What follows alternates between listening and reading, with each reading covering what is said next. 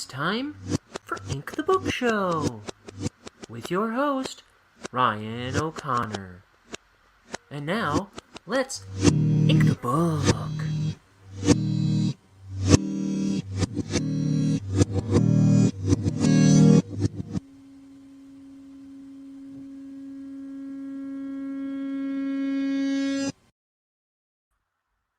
Hello.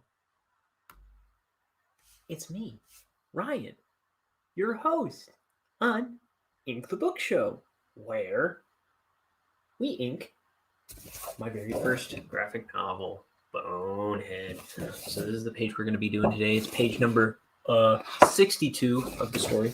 Look at me. I got a fresh shave. Oh, look. I look like a kid again. A balding, ugly kid. So I just paneled a bunch of pages.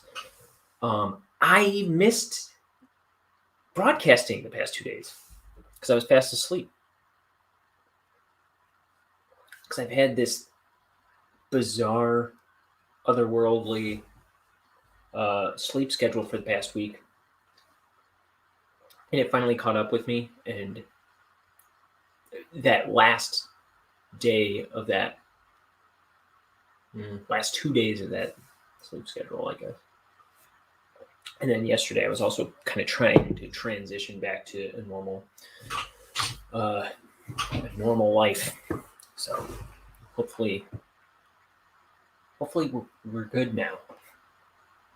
I did the math that set me back on my schedule to get to page 80 before Christmas. And I'm also trying to get enough pages inked to not only get through page 80, but not have to ink on Christmas Day, Christmas Eve, or New Year's Eve. So I figured, so I'm on page 62 here. There's 4 extra pages because I wrenched another scene into this block, which I hadn't considered at first. I have to do 9 days between now and New Year's Eve. 9 days of those, I have to do multiple pages a day. Now, I'm thinking today I'm only going to do 1 page because I've got stuff going on today. But tomorrow and the next day, the plan is to do as many pages as I can squeeze in. So maybe 2, at least 2, tomorrow and the next day is the plan. We know how those like to go awry. It's kind of the motto of this show. But I'm thinking I'm really going to go for 3 tomorrow. 3 separate broadcasts, I'm thinking. We'll see. I don't want to do them all in one broadcast because then it gets like unwieldy long. I don't think anybody wants to dive into a 5-6 hour broadcast of little old me. I'm not that entertaining. I try, I'm not. But also, man, everything bad happens to me.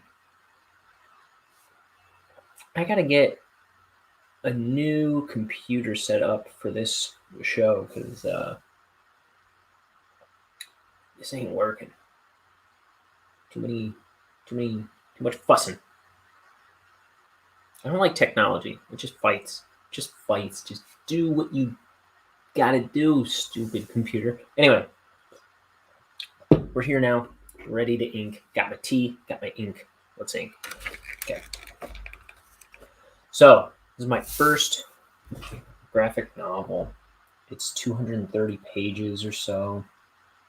We're on page 62 of the story. We've been inking since August. So the plan is with this show, any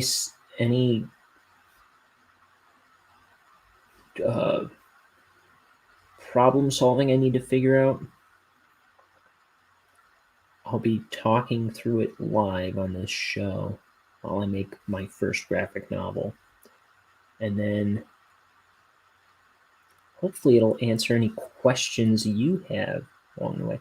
And if you have any questions about what I do here, feel free to comment and ask me. Even if you don't catch the show live, let's see what I can help with. I'm an amateur comic book artist, but we're trying to scrub out that amateur part.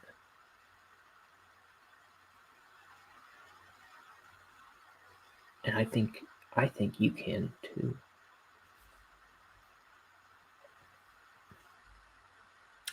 So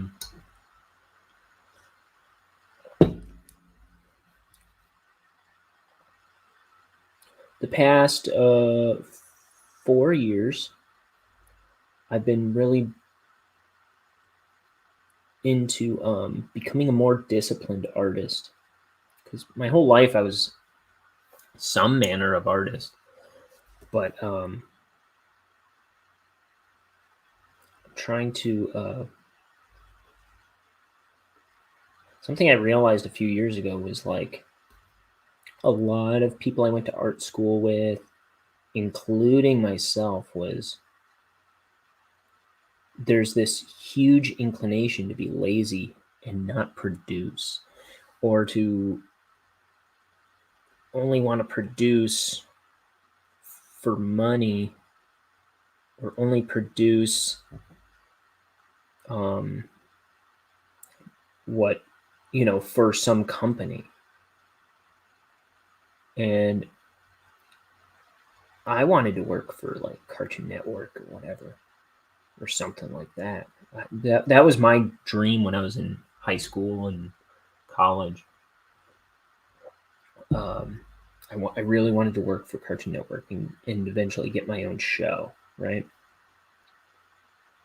Well, it occurred to me that a lot of what I was doing in my art career was I had all these ideas, but I thought, I guess, kind of what I thought, and it's erroneous thinking. It's like not true. That to become an artist in any kind of industry that I was interested in, I kind of thought I had to get an art job with a studio, which was like a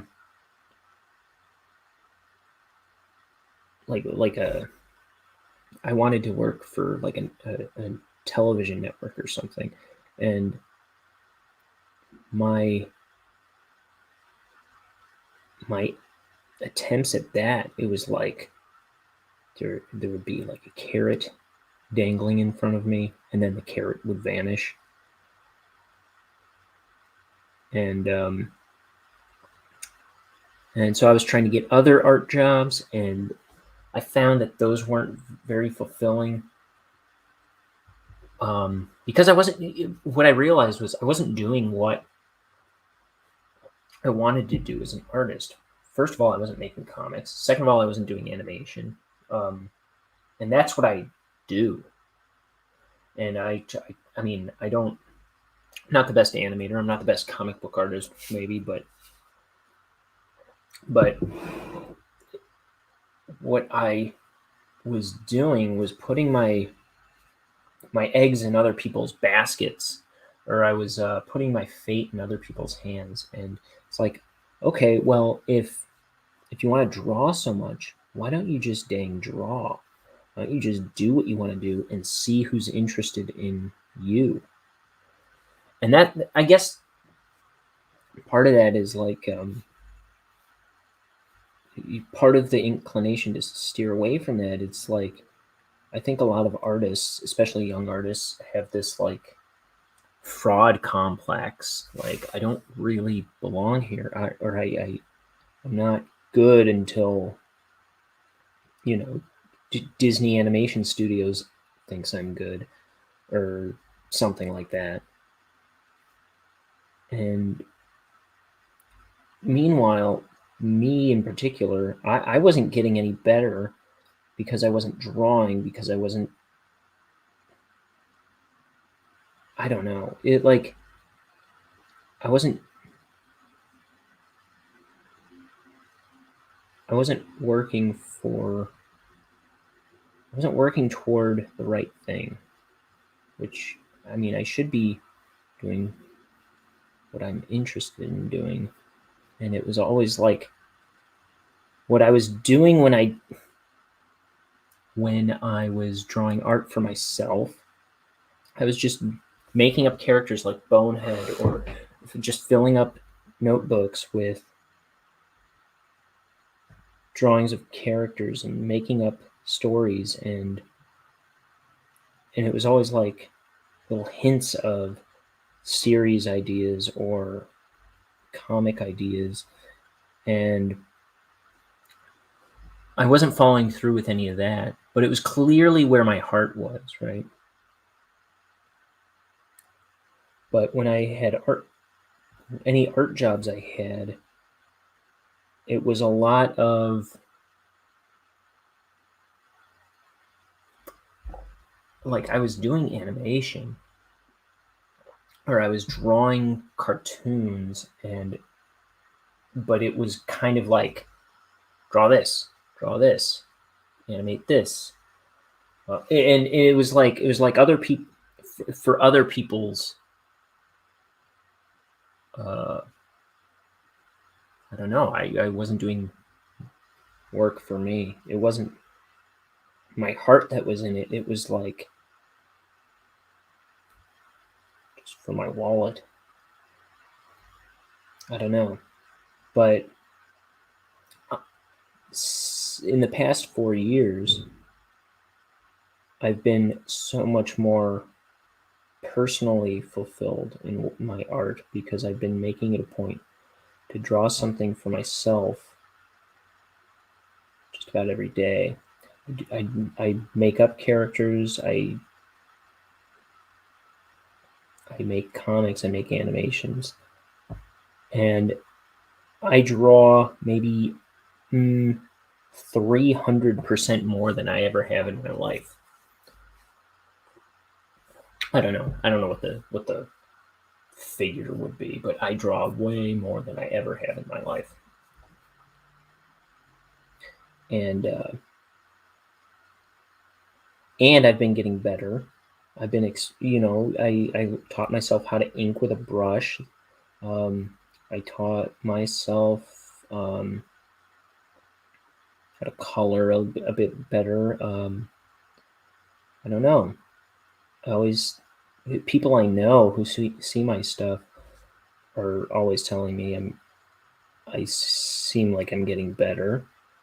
But the bigger thing is people are seeing my art because I'm just posting it all the time. I post something nearly every day. Well, I was. I'm gonna try and get back to the daily drawings. I'm thinking after Christmas. I keep putting everything to after Christmas right now because I don't know. It's a busy time of year. I don't think anyone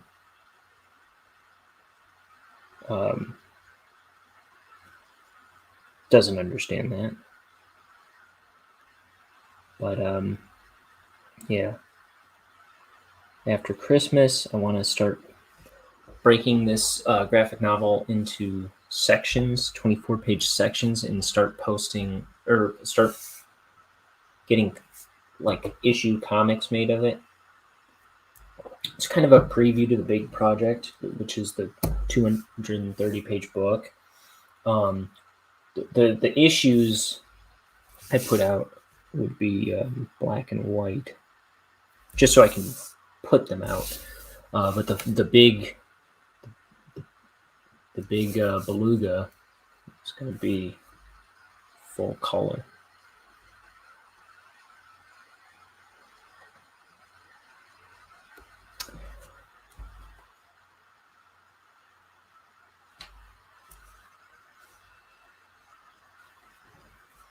I've been wearing this wristband that I used to wear in high school. It's got a smiley face on it that says "Bite Me." Um, I was a tough kid, man. I was a tough little guy. But this is a Kickstarter I backed that my friend Kane put together. She she does art Twitch streams every week, and she does gaming streams every week. Her Twitch channel is linked below in the description, and she just revealed a second design that she's going to do. So this is her Mothman pin. So that's her design for Mothman. She's working now on a jackalope design. Dude, I love it. And that Kickstarter that she did for this enamel pin, it was, first of all, the quickest fulfilled Kickstarter I have ever known. I thought it was brilliant how simple it was. It was her first Kickstarter, and I just admired that campaign so much. I might follow in her footsteps and try and do something cute and interesting like that. So I'm trying to show off her work on here. She's a good friend of mine from high school, and I love artists who make things. And that's kind of what I was talking about earlier, is like I was becoming an artist who didn't make things. I was working for other people was not very fulfilling for me. And now that I'm not hung up on that,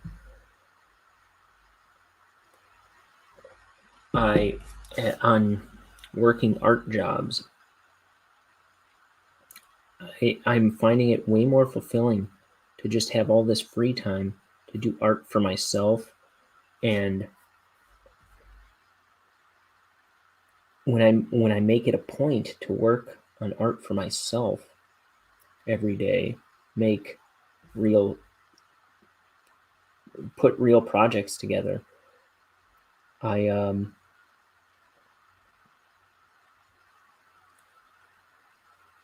I'm actually developing this work ethic that I've never had before too. So my advice is not to steer away from art jobs. It's not don't work for other people. But I encourage you to find out what you like to do as an artist and lean into it every day. Just do something for yourself every day. So post a finished drawing every day. That's what kind of started me on my trajectory to becoming a more disciplined artist, serious artist.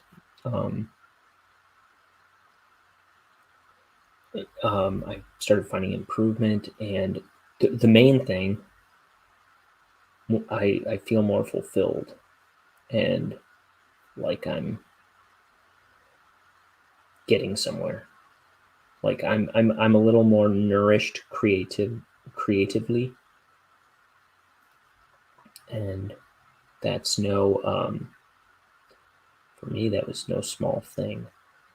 Before I started doing my daily drawings a few years back, and started animating my cartoon. I animated a 60-minute cartoon that will. I want to do a what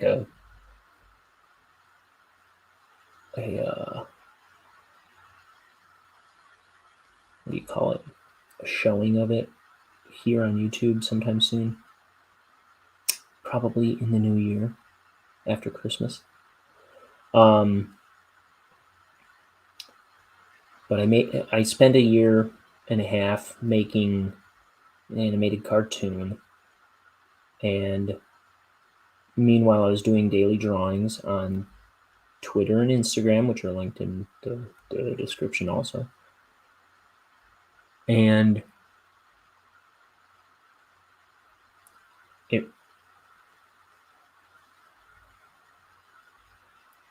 it really,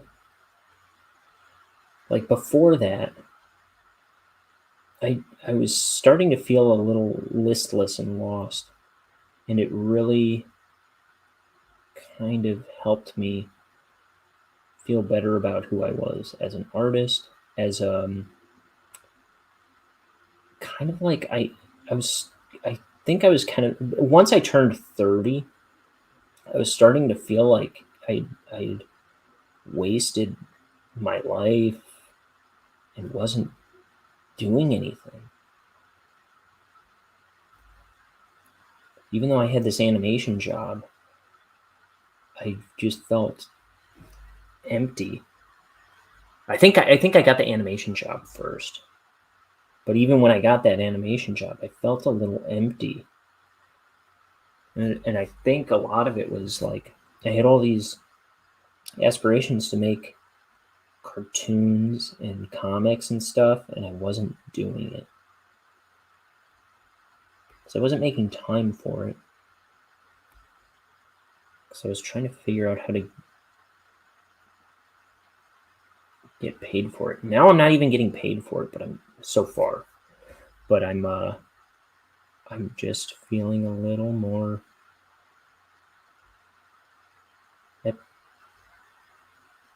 like accomplished, because I'm actually doing stuff that I wanted to do all along.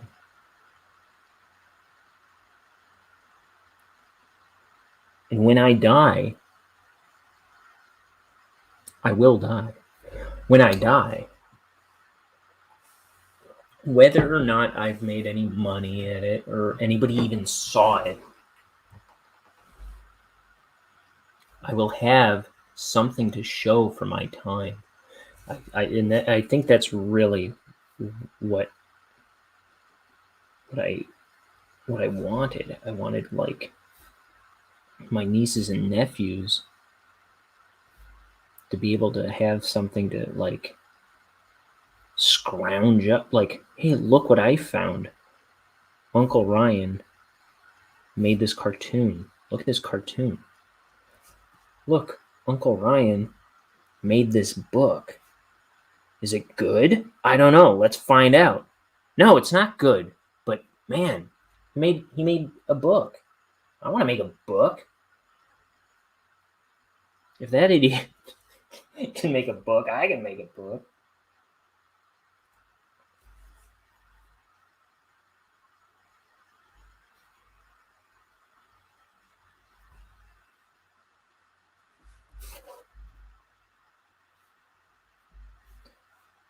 So my goal in life, and you know what I say about goals. I said it already on the show. They often go awry.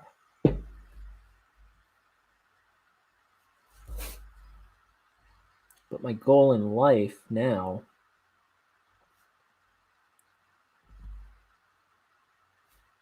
I lost my train of thought. I forget how I was going to put this.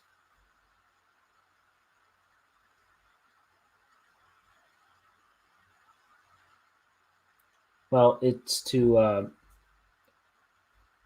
just make all these dream projects. I'm going to keep making books. I'm trying to settle on what I want to make after the Bonehead one is finished. But I'm going to make more animated, more cartoons. I'm going to make music. I'm not a musician, by the way.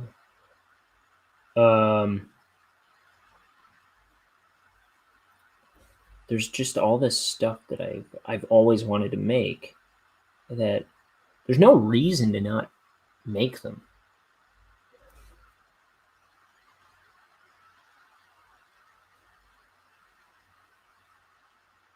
I mean, now more than ever, all we have are opportunities to do. Like, I want I want I want to have a TV show. Boom, there's YouTube. Animate something, go on it, or put it up there. Animate episode 2, put it up there. It doesn't have to be 22 minutes. It doesn't have to be 5 minutes.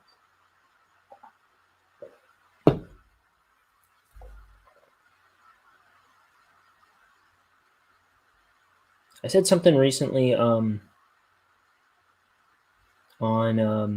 heck, you don't even have to animate it. I'm just saying, like, look at my YouTube show.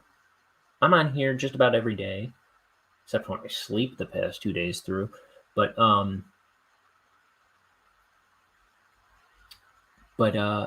this is my show, guys. I have a show. Is anybody watching? I don't know. But it's another thing. Like when my nieces and nephews grow up, maybe I'll be lucky to have a kid someday. When they grow up, they'll have all this content to look back on and say, look what he did. He barely knew what he was doing. But look how rich his life was. He did all this stuff. I just, not to like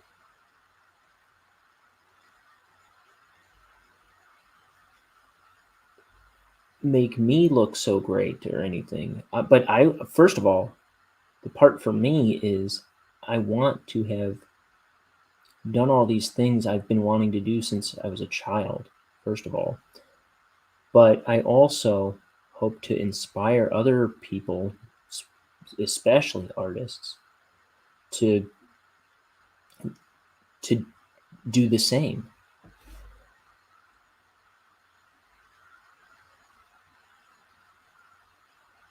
Because I'm afraid of how many artists I know aren't doing anything with it.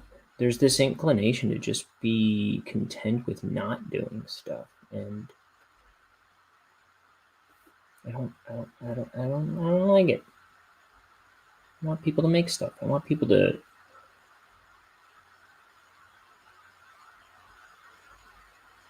be successful. I don't know.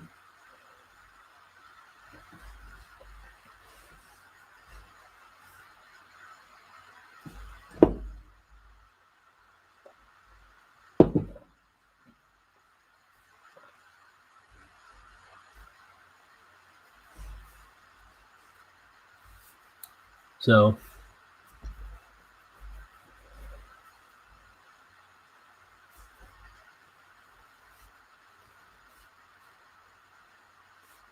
I'm drawing. So I'm making a book. I'm making a book so you'll make a book.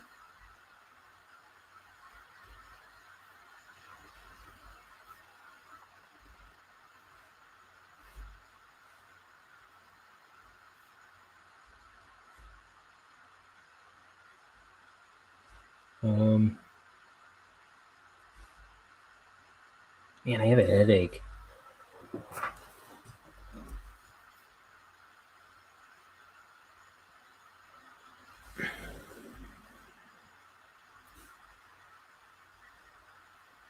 Okay.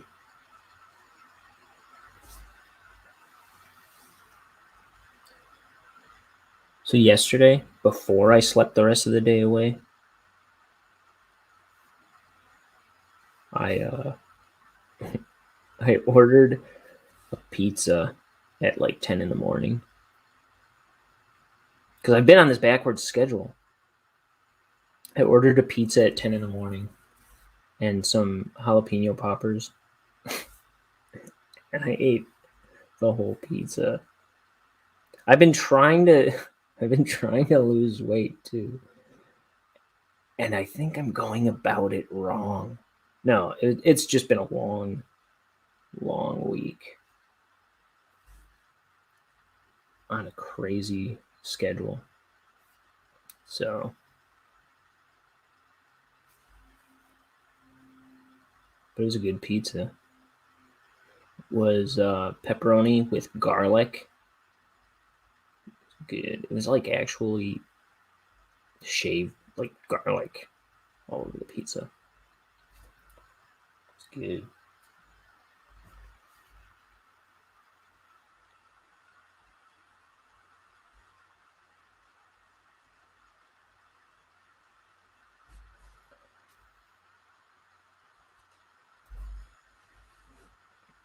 What else? What else was I going to talk about the past 2 days that I didn't show up?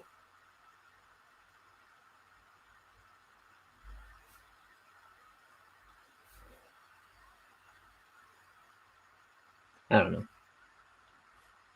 The main thing on my mind is these 9 days I have to do multiple pages ahead of me before, just so I don't have to, so I can hit page 80 by the 31st, because that's my arbitrary goal, which is getting more impossible every day, but since I said it. But I just have to do multiple pages at least 9 days. If I do more than 2 pages on any of those days, that number shrinks.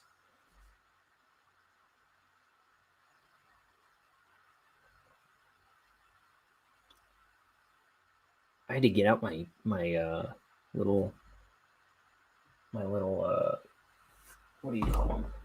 My little schedule book over there. Schedule book, is that what it's called? My planner. And do some basic arithmetic to figure that out. Barf. I sound so stupid. Like to figure out that I had to double up 9 days. I feel like I had to get a slide rule out and an abacus. Put my little visor cap on and punch it into a calculator. And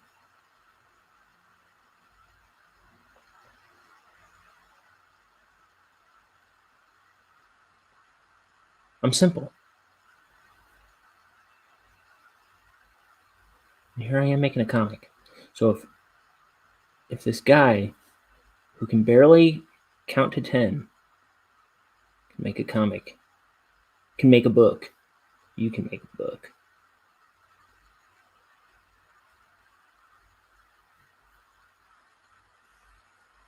I'm not talking like these 7-page barely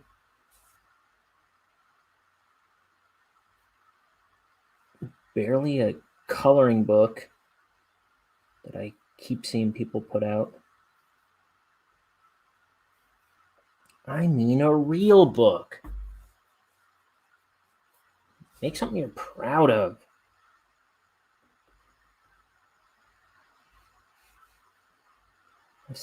I've seen a couple people I know like make a big broadcast of how they put out a book. They put together a book, and I'm like, awesome! I want to buy your book. And I see what they did, and it's like, that's not a book. That's a pamphlet. That's a KFC menu. What are you talking about? There's spelling errors on the cover. That was drawn by a 4-year-old. Stop it. You're breaking my heart. Put out something. It's a start. I want people to blow my ass off.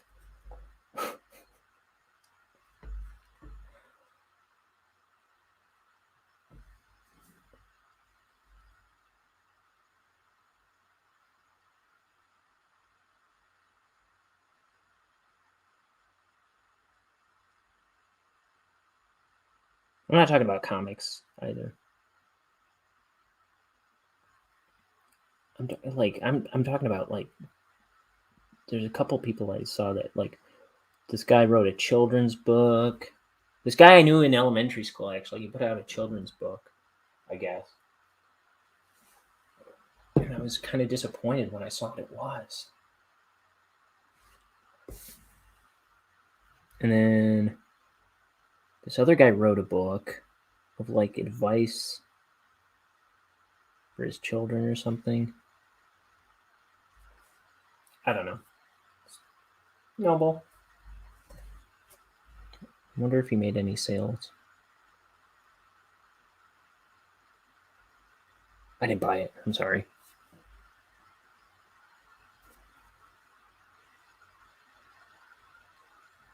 I should buy it.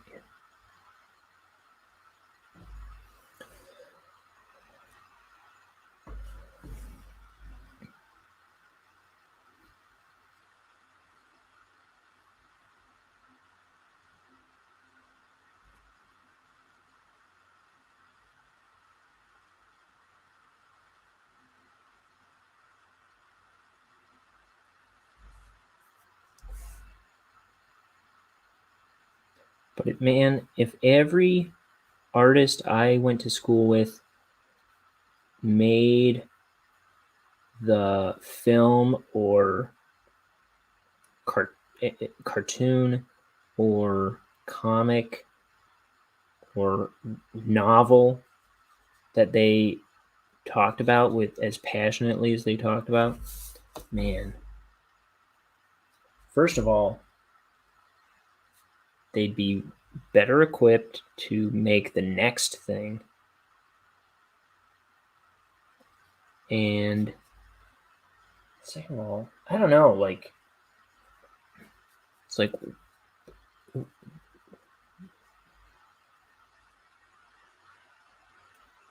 I don't want my passion in these ideas I have to just die, wither and die. That's the other thing. I never gave up on the art thing because I would feel like I let the most important part of me wither and die. I remember in high school and in my 20s being really scared of just never following through on anything. Because I didn't follow through on anything. And it really freaked me out because I was like, I'm going to be one of those guys, one of these friends of mine that doesn't follow through on this art. And it's like, if I'm not an artist, what am I doing? Like, what good am I? Some people, let it fall by the wayside so they can become a realtor or an engineer or I don't know. Not me. I don't have a brain for much of anything else. So I was like, if I don't uh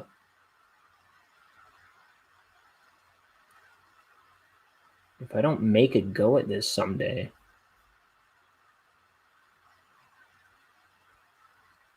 it's like, why would I get out of bed in the morning? I don't know.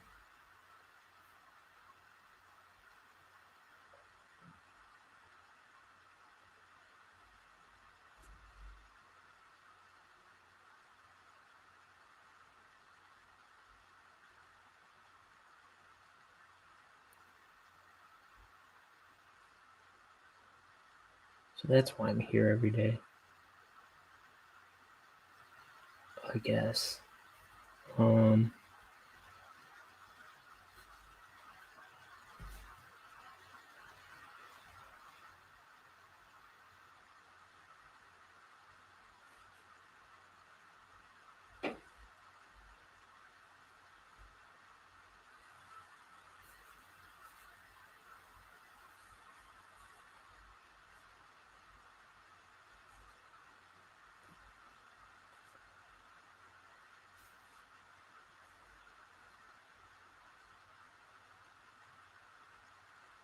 because as undisciplined of an artist as I was growing up, I was an even more undisciplined student,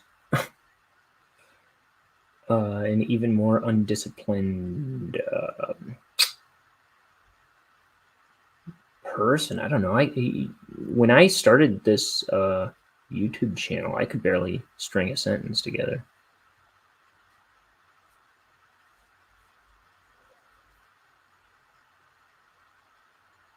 I can talk now a little bit.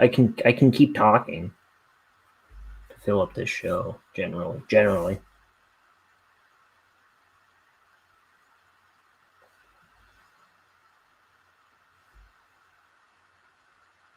But I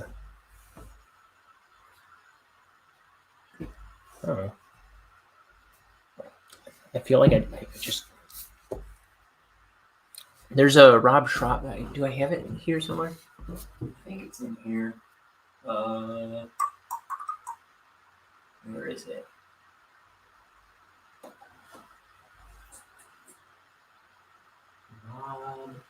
Rob, where are you at, son?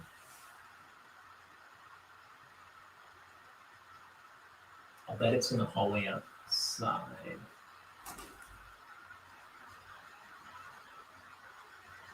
Well, anyway, yeah. Let me just check real quick. I know I've got Scud the Disposable Assassin.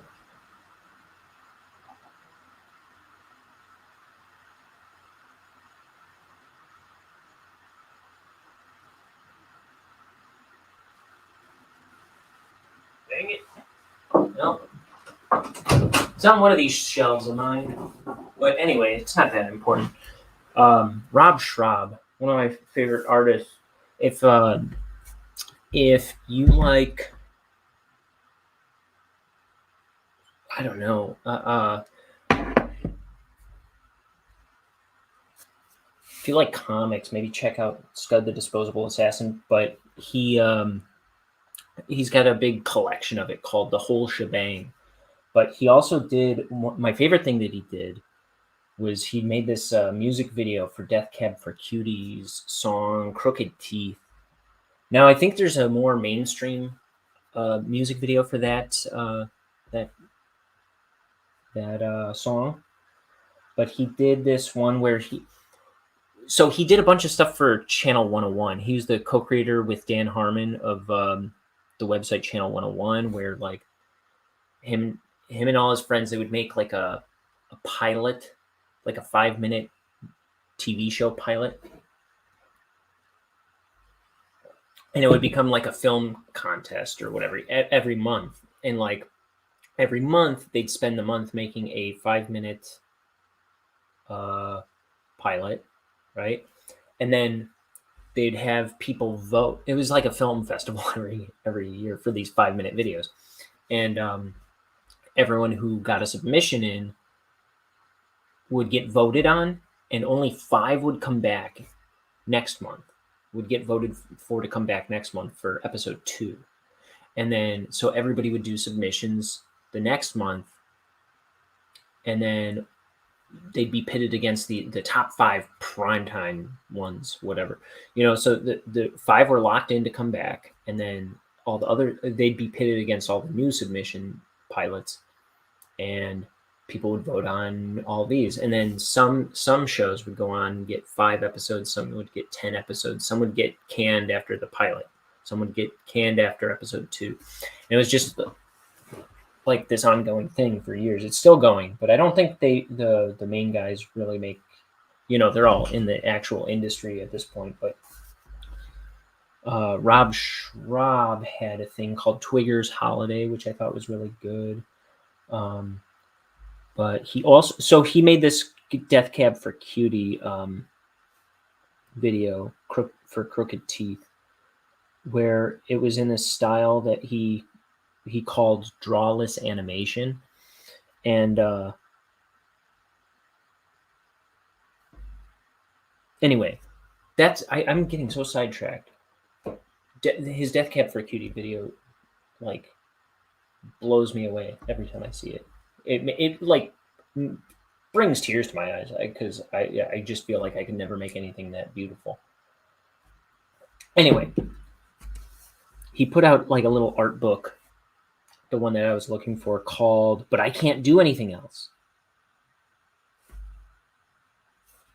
and that's how I feel. Like I can't do anything else. So if I don't do this,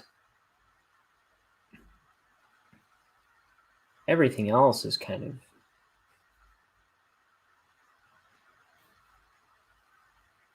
like there's no.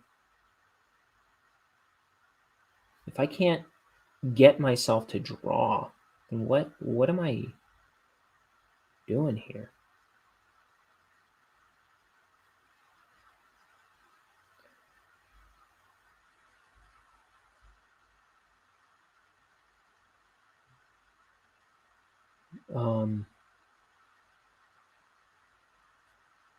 That might sound kind of tragic, but I really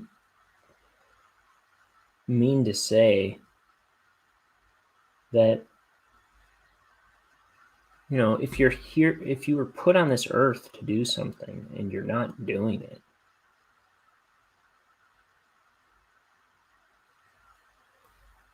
then, like, you know, are you living a lie? What do you, like, I didn't come here to work on cars. I didn't get up today to bag groceries. Did you?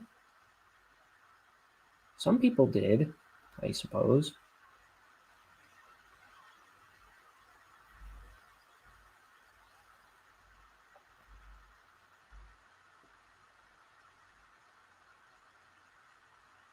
You can bag groceries and draw. You can bag groceries and ink a comic book. Why the hell not?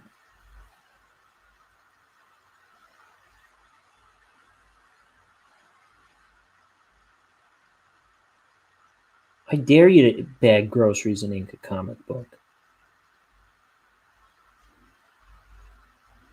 Hiya! Cat's here.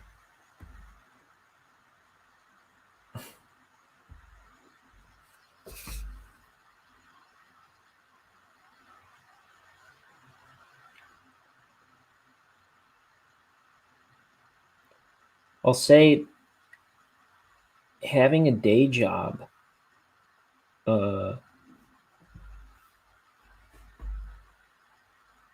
gives you the freedom to do whatever you want as an artist.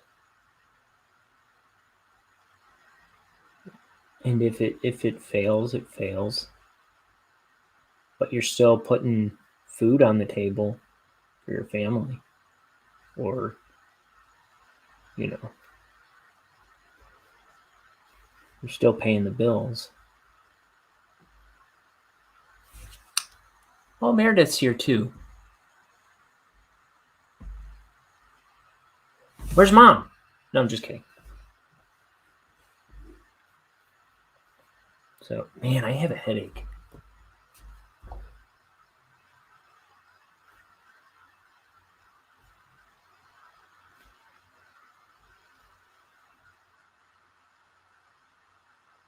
It's because I'm thinking so hard. I'm trying to think.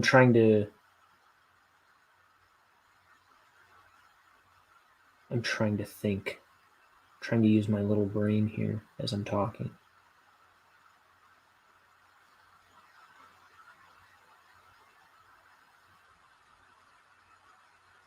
I don't know. Oh, it's actually probably from dealing with my computer here before the program. Man, nothing works for me.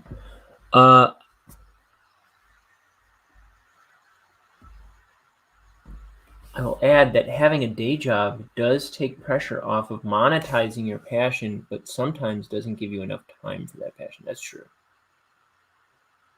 That's true. But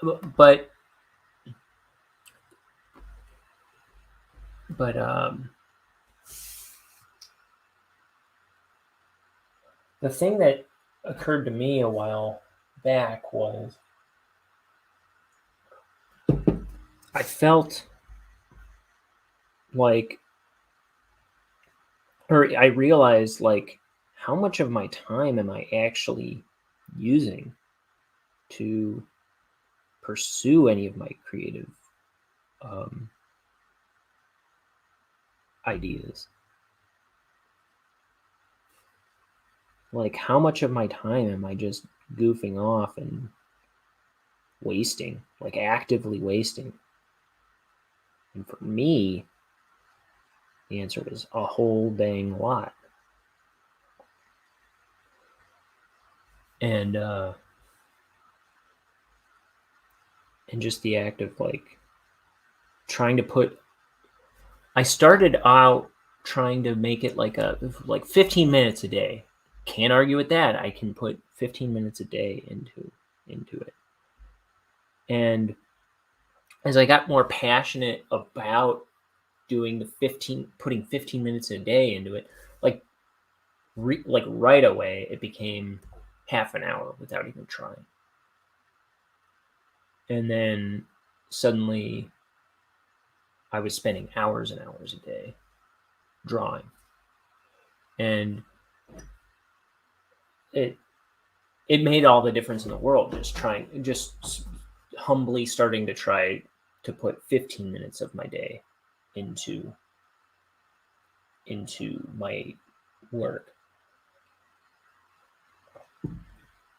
And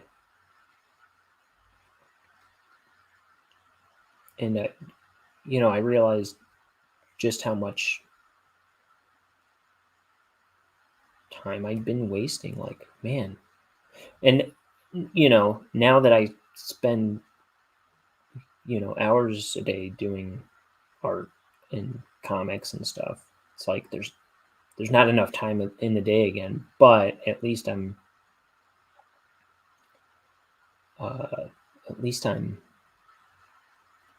got a little bit more to show for it.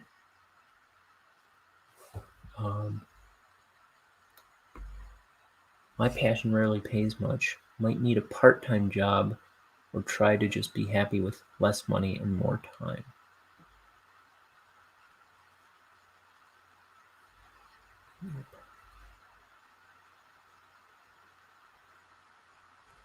Less money and more time.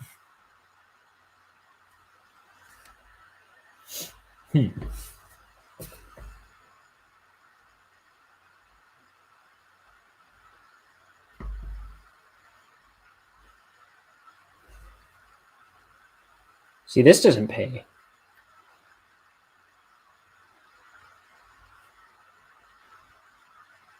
Maybe someday it might. I'm not really banking on that. But if it does someday, that'd be wonderful. I'd love to be able to make money at this.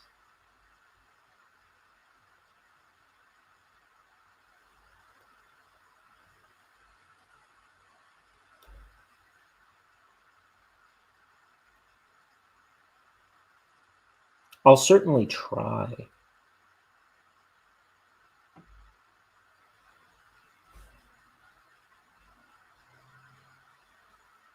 But I was saying before,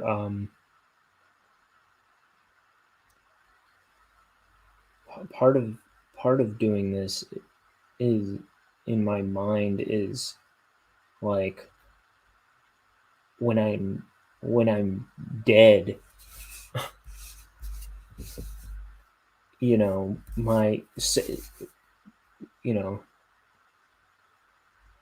God willing, my children will dig this stuff up and go, look at this crap that he did. This was important to him. And look, he followed through and did stuff. Maybe we could do stuff. I don't know. Does doing stuff inspire people to do stuff? I don't know. I hope.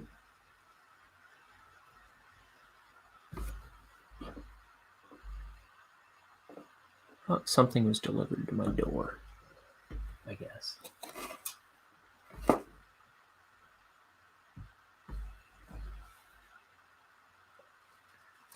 I just want more so than making a living at it. I want to just have something to show for my days. I want to leave something behind.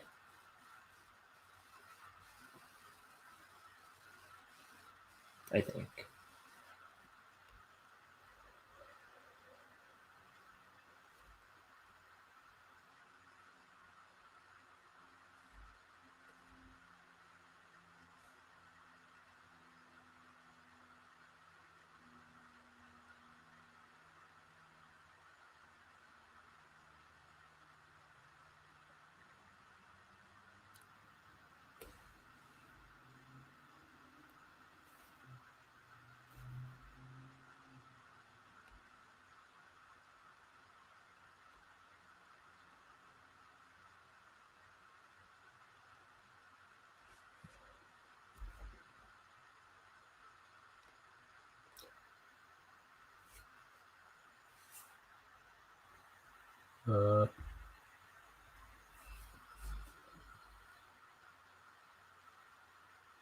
Well, thank you.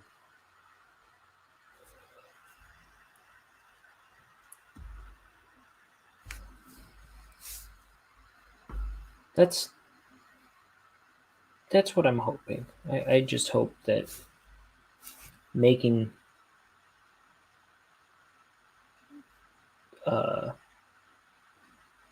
making my stuff will inspire other people to follow through on stuff that they've been neglecting.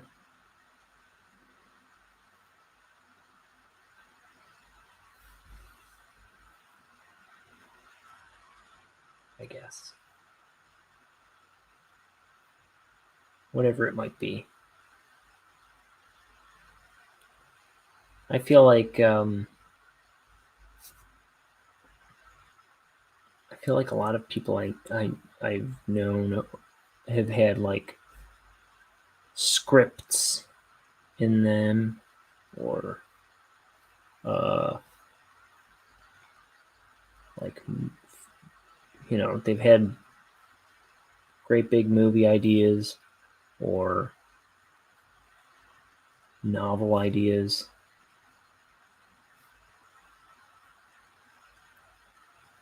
or I don't know. I feel like everybody was going to make something and then nobody ever followed through. In art school, like what, for example.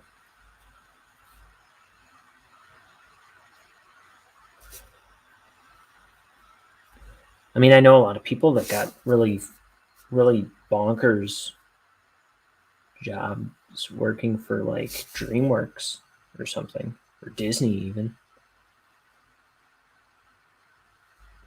That's pretty cool. But like this, I always wanted a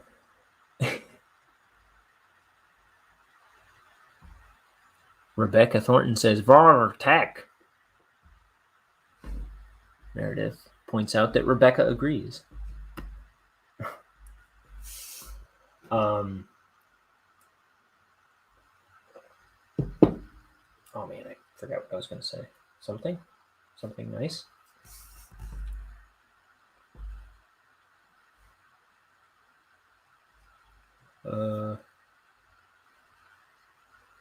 But yeah, like, I don't know.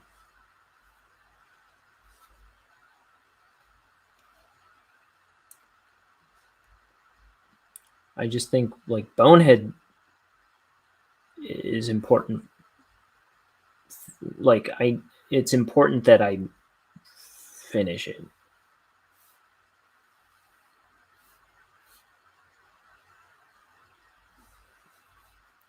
And I've probably sunk plenty of money into it just making it, already. Just on art supplies and stuff. And setting up this YouTube channel, like just getting the equipment to make to ink this in front of people.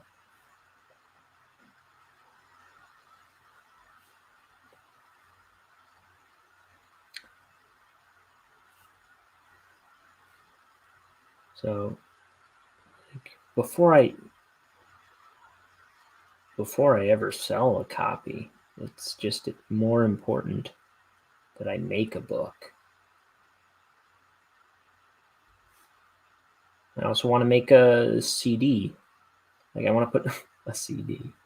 I want to make an album someday. And I'm not a musician. But I want to make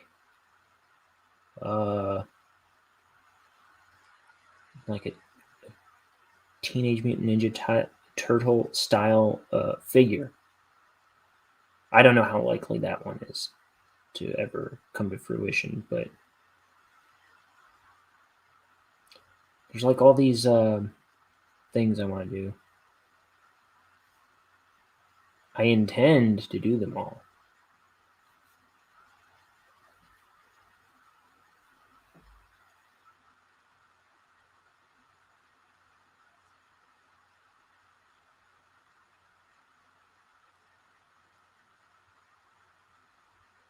There's like at least 3 or 4 more graphic novel ideas I have at the moment. Probably like 5 other ideas that might be able to be graphic novel ideas someday.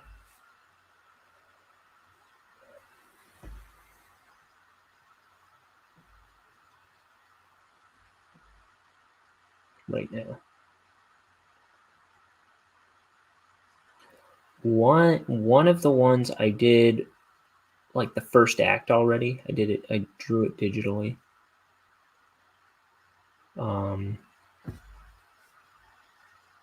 That I've abandoned.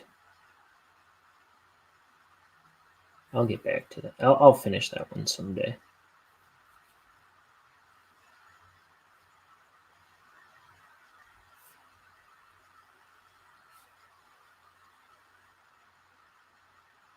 That was way before. Like I had no definitive process for making comics when I was making that. It was very like disorganized and off the cuff how I was putting those pages together. But it's I don't know. It's a good first part of a book. I don't know how interesting it would have been by the end.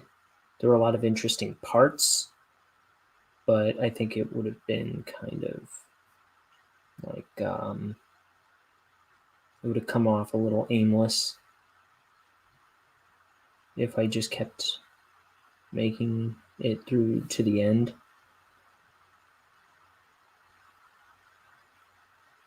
But it has an end in mind, but it's just a little too disorganized.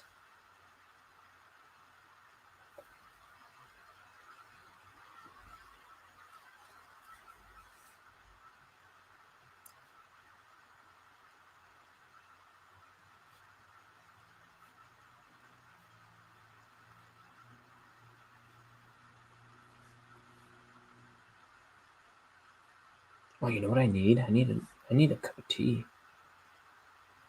I'll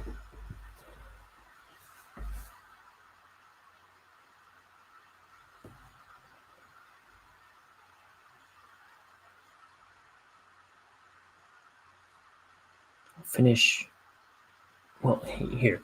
I'm gonna hit the button to heat that water, and then when I finish this pan,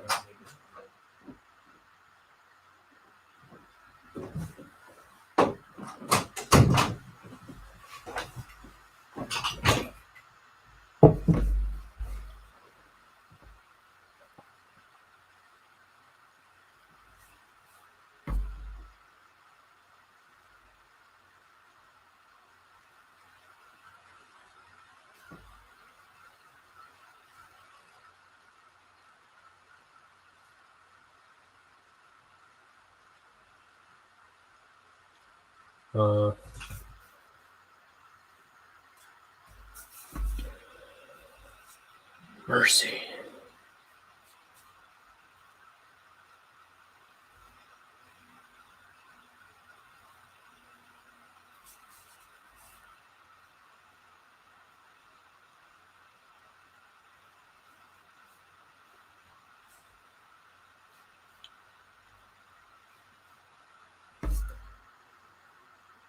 Dag nabbit, this head of mine.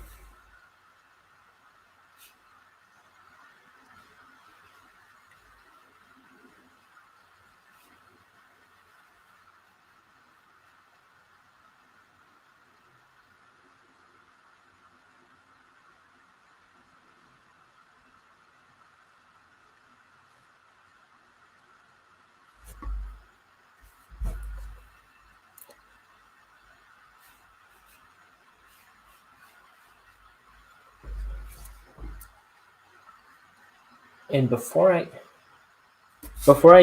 used to draw every single day, make it a point to draw every day.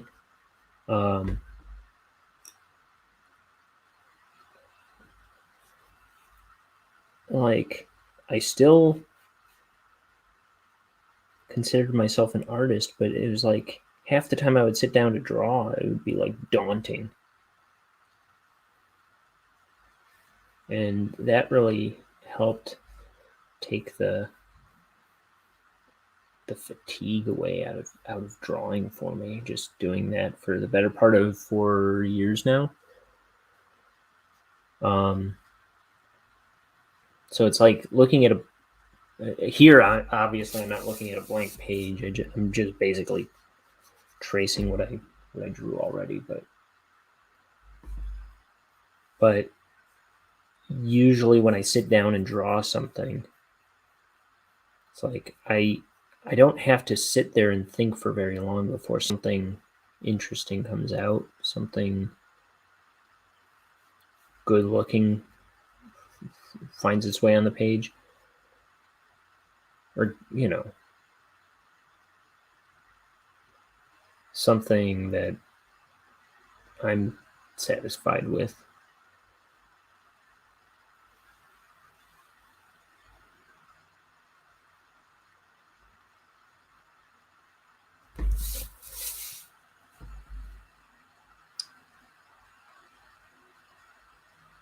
I don't know. It's just like it's just practice. Just draw something every day, and it's like working out. I'm a stronger artist than I was probably than when I started drawing this book.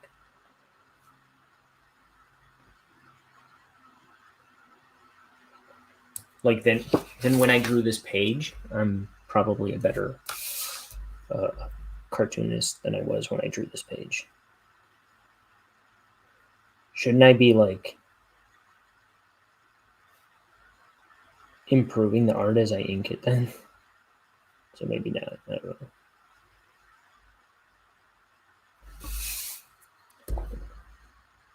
Though I did touch up at least one panel on this page before I went on stream. I guess I do a bit of that. Like I get rid of tangents as much as I can, and I make little improvements here and there to improve the clarity of the page.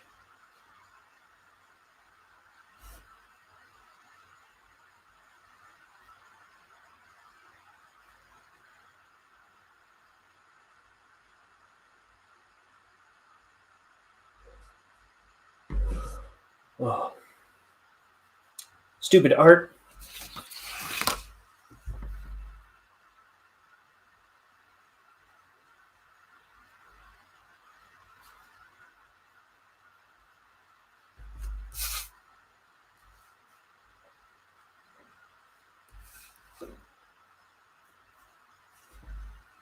So I hear Bonehead's gonna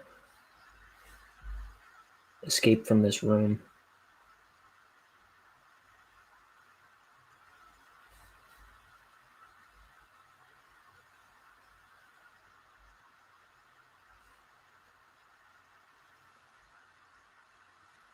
He keeps stuff in his head. Like if he needs a screwdriver, pulls it out of his eye socket. It's like Tommy Pickles' diaper. Bonehead's cranium.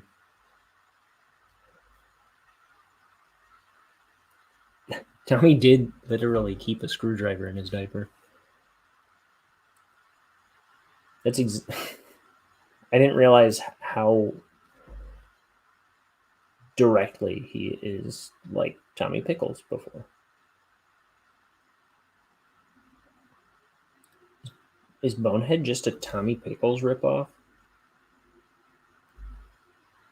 Come to think of it, this whole book is just an episode of Rugrats. Don't tell Viacom.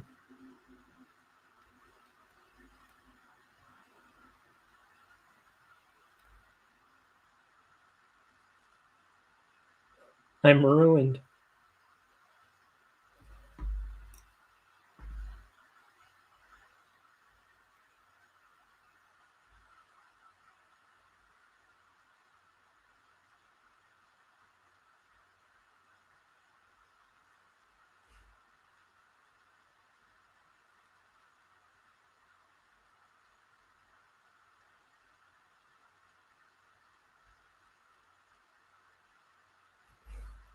Okay.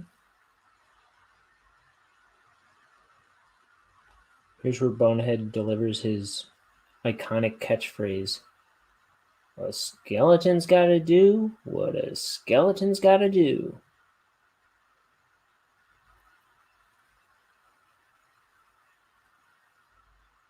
Hang on to your rib cage, baby. I'm going in.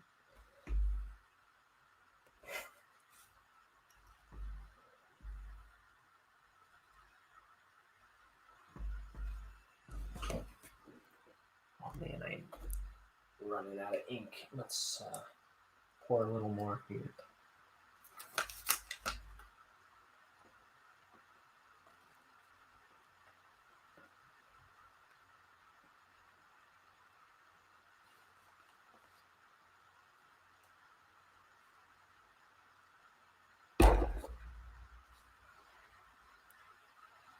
Booyah, booyah, booyah.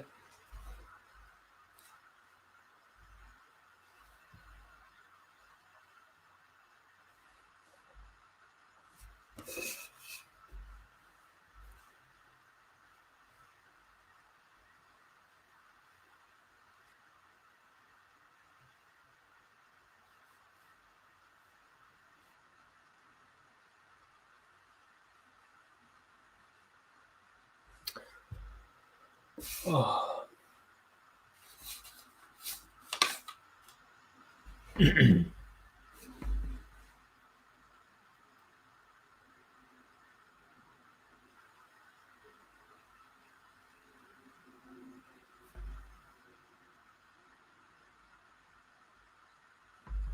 I'm still hoping in the next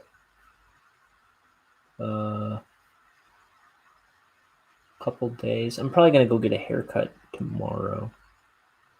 Maybe I'll get my my brakes done. I don't know, but I intend to do multiple broadcasts too over the next couple days.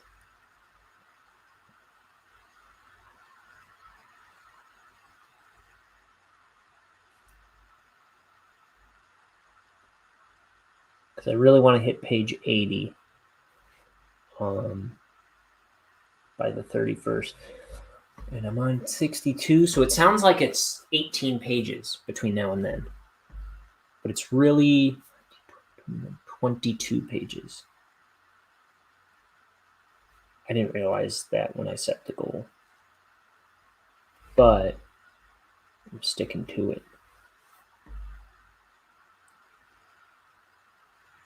Now, if I don't hit it, oh, you know what? I gotta get that tea. If I don't hit it, the world will yawn and blink and be like, oh, you set a goal. But it's important that I keep goals.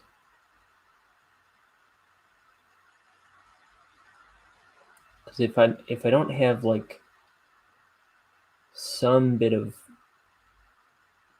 fire under my ass, like I could always put off 2 days of work. You know what I mean? I don't want to give myself that kind of freedom. Because that's it's bad to give an artist that kind of freedom. I'd be a bad boss if I had that kind of freedom. That is deadline freedom.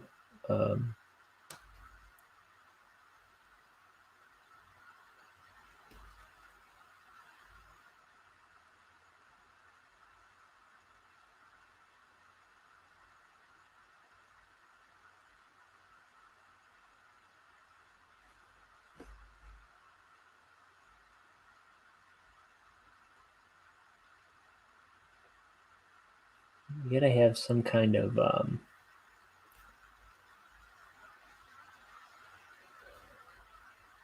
something steering your ship, especially if you're going to be your own boss.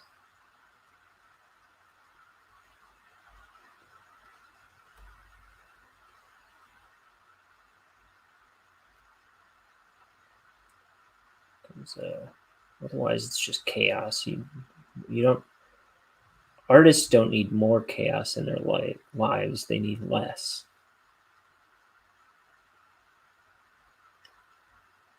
Because art, being creative, that's just, that's just like party time. And, if you just operate, if you're just left to your own devices, free reign on everything, like, I don't know, it's too chaotic. I think that's the problem with a lot of creative people is like, no rules, don't tell me what to do, free reign. That's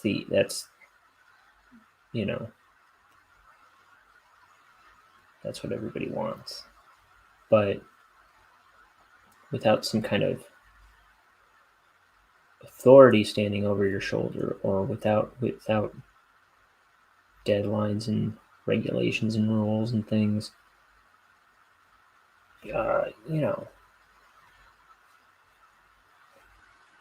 everything goes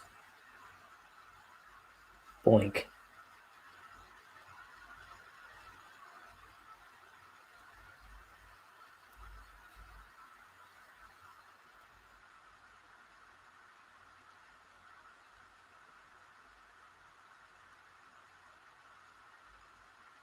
I'm gonna go get that tea.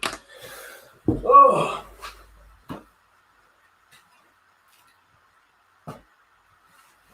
I'll I'll be back. I'm just standing outside the door.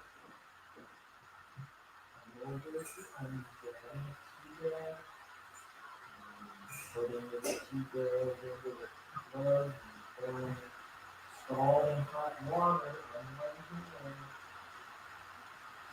I'm burning. Ay, ay, ay, ay, ay.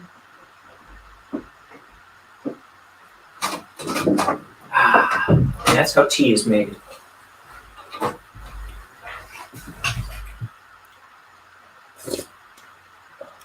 Yum. Okay.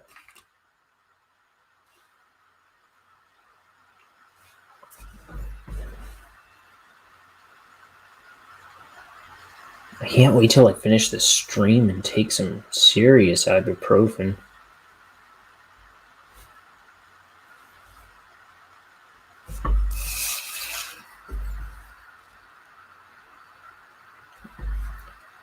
I have some, but it's in my car.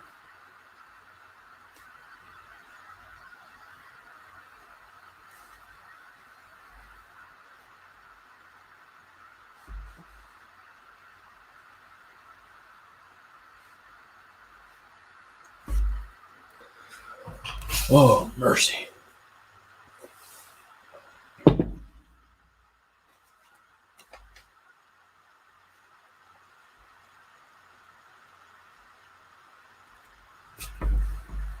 So the thing I had to ask myself is like, do I do it? Do I wait for somebody else to give me permission to make a comic? Do I wait for myself to have money? Do I wait till I don't know. It's just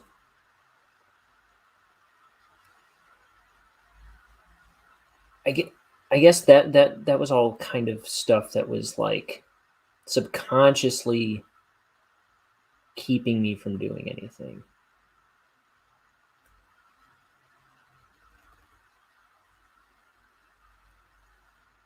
And I just had to get serious about like just wanting to do stuff. Do this stuff.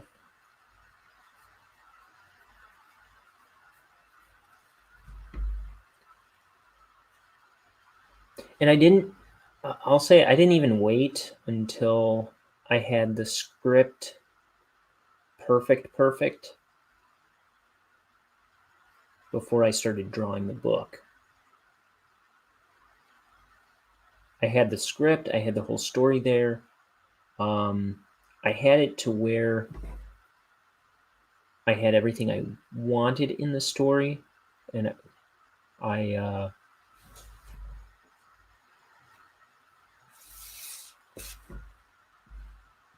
and like I knew it. If I beat the dialogue up right,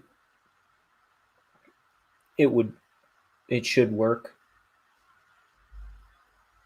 So I'll be rewriting the dialogue until this book is done. But I also, after I drew the whole thing, I wrote 4 more scenes, one of which is coming up soon.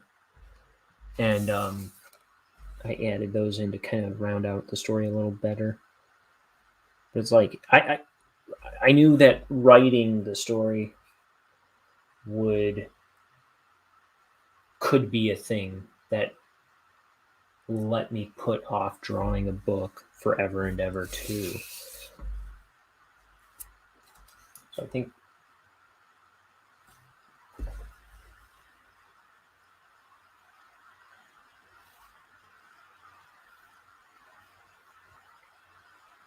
so yeah, I said this in a recent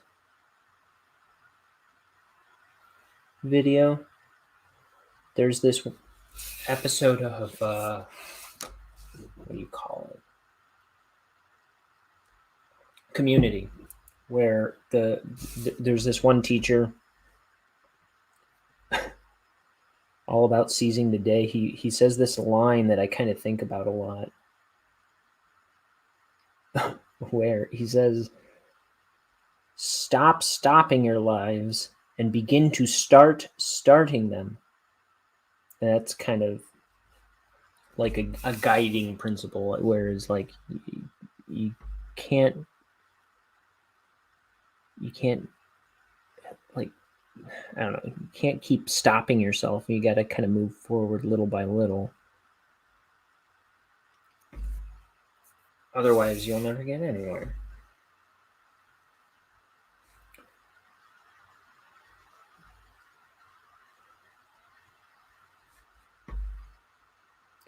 For what all this is worth, it's like I barely know anything about what any of the stuff I'm saying in this video.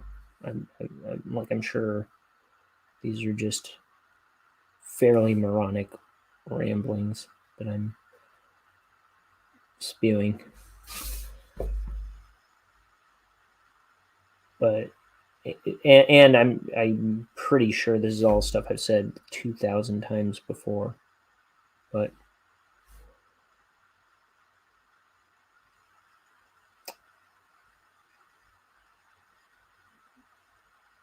it's kind of what's going on in my head that's got me making this book.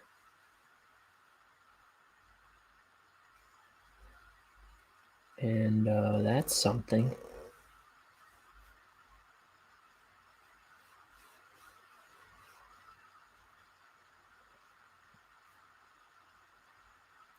I think if I ever did another book after this, it's kind of like too present in this one already. I don't think I would do baseboard along walls after this book. I think that's something I picked up from just my dad being a painter. I'm like a little hyper aware of, but I don't think I see that in other places. Like maybe around doors for like door frames or window frames, but I don't think I would do it at the base of a wall ever again. I think it's kind of clunky and dumb looking. I don't think other artists typically do that. Do they? I don't know. Probably not most cartoonists. I would like to inspect some Calvin and Hobbes to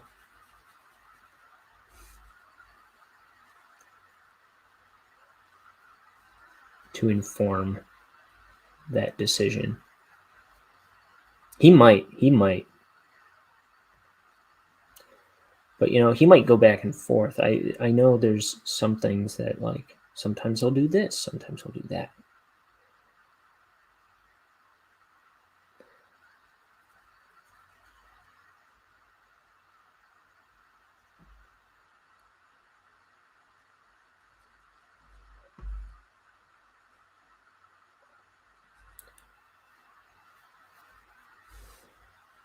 I'm just trying to figure out how to make my art more appealing.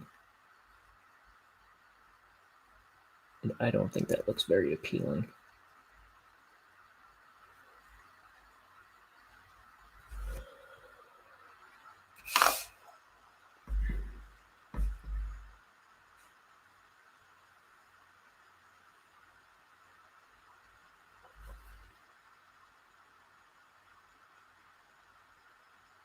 It's just kind of what I've always done.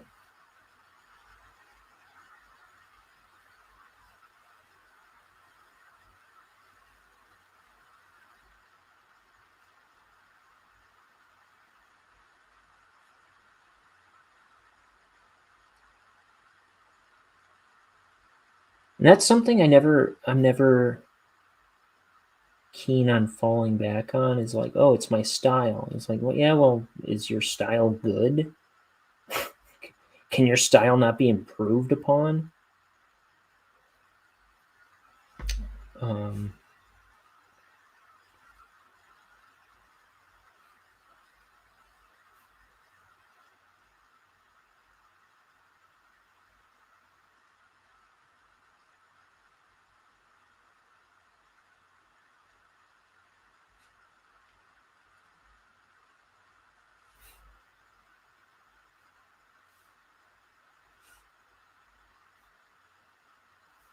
I used to hear "It's My Style" from kids when I was teaching them animation, and it's just like, boo, shut up.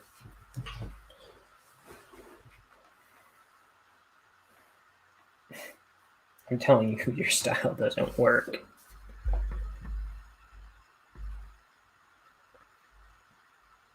Okay, here's a tangent.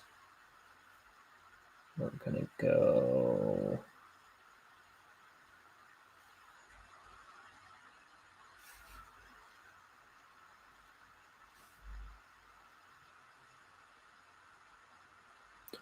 Hey, Kat, have you seen the show? Oh, and I keep seeing the um, little icon or whatever you call it, the thumbnail art for whatever that Nickelodeon thing is called, the orange couch ears or whatever. I gotta watch that because I've been watching stuff on Hulu here and there lately because I just got it again. But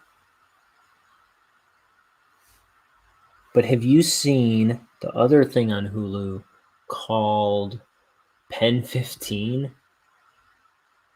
It's brilliant. It's really well done. It's got some like, it's not for kids.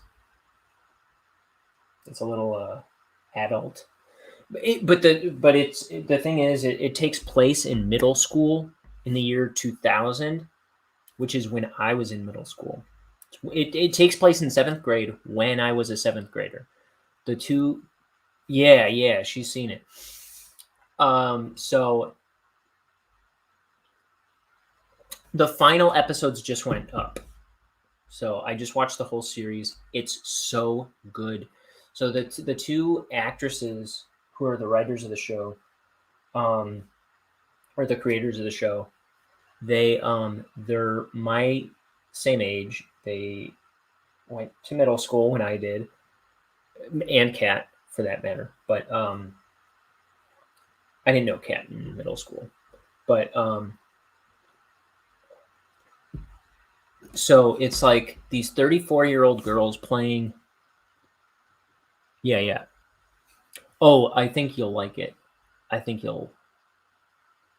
I mean, like I say, it's got some kind of raunchy stuff. I'll say that it's not raunchier than anything that a middle schooler comes across in their middle school career. At least the talk thereof. But it's actually usually just pretty light faring stuff. Fairly, I don't know. Anyway, it's these two 34-year-old girls playing 13-year-old versions of themselves, and then everyone else in the middle school is played by actual teenagers, like actual 13-year-olds. And these girls, like, I thought it was going to be more goofy than it was. Like, I mean, it's goofy, sure, but it's played really dramatic and stuff, and it's just like I was surprised how much, because I thought I was just going to be hyper aware of how much older they are than all the other kids, and they're kind of tall, and sometimes they look a little older, but they really blend in, and the acting is just they're really doing it well. And there's something so specific to that they're tapping into, even in the making of the show. Is like it's not taking a lot of impulses that I think most other shows would go with. It's just really well done, I think. Man, that show just ripped my heart out a million times, and it's so spot on. They play the characters so perfectly, man. And then there's all this stuff going on, like the TVs are the same ones we had, and they've got battle bots on in the background, or Are You Afraid of the Dark? And there's a Veruca Salt song that plays in one episode where I was like, and I think the day I heard Veruca Salt on that show, I had mentioned I was singing it might have even been the same one. I was singing a Veruca Salt song on the stream before I saw that.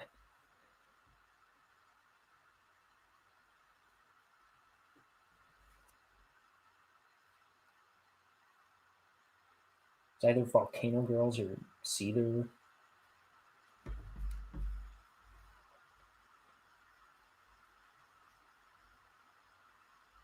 It's good stuff.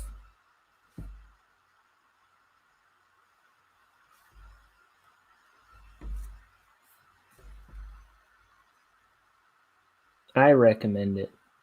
I had no idea. When I clicked on it, I had no idea I didn't know what it was about. I didn't know. I certainly didn't think it would probably be one of my favorite shows. I really like it. It doesn't overstay its welcome. It's done in, I think it was like 10 episodes for the first season, and the second one was like 16 episodes, and that's the end of it. And it's man, what a strong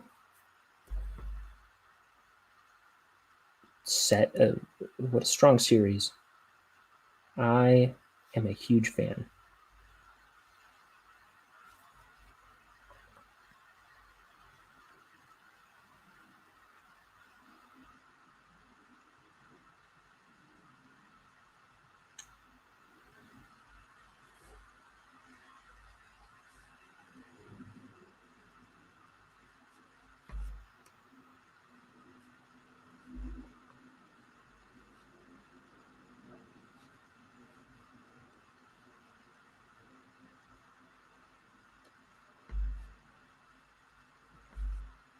Off the top of my head, I would say there's maybe like 2 or 3 episodes that are like probably not very good ideas to show somebody of that age. But I want to say that just about most of the rest of the show would be fairly appropriate to show a middle schooler. I like how like they get all huggy and like hanging off each other like real high school girl. And I was reading some interview where it talks about how physically um like physically toilsome that kind of stuff ended up being, but they do it all the time where they get all like giddy and like teenage girl like affectionate on each other, like where they're like bouncing and jumping up and down, and oh, it's so funny. It's so interesting to see these girls knowing that they're 34-year-old women like pulling off these little, I don't know, it's just funny.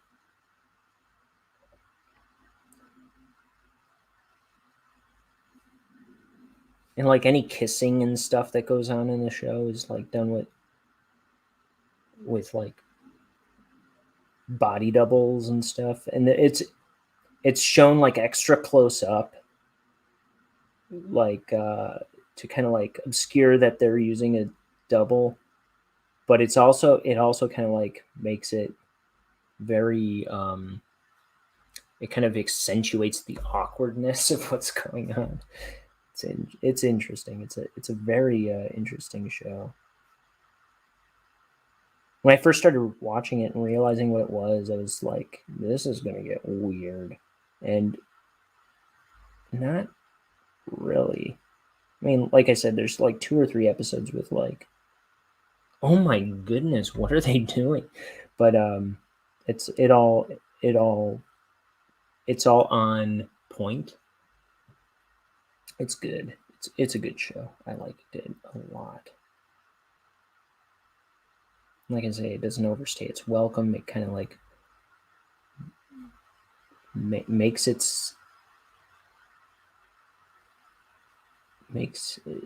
tells its story, says its piece, and then it bows out gracefully.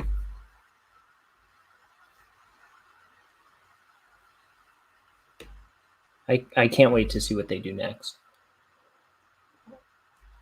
And I'll leave it at that. I don't have time to do another page today, but look at me. I'm freshly shaved. Look like a kid again myself.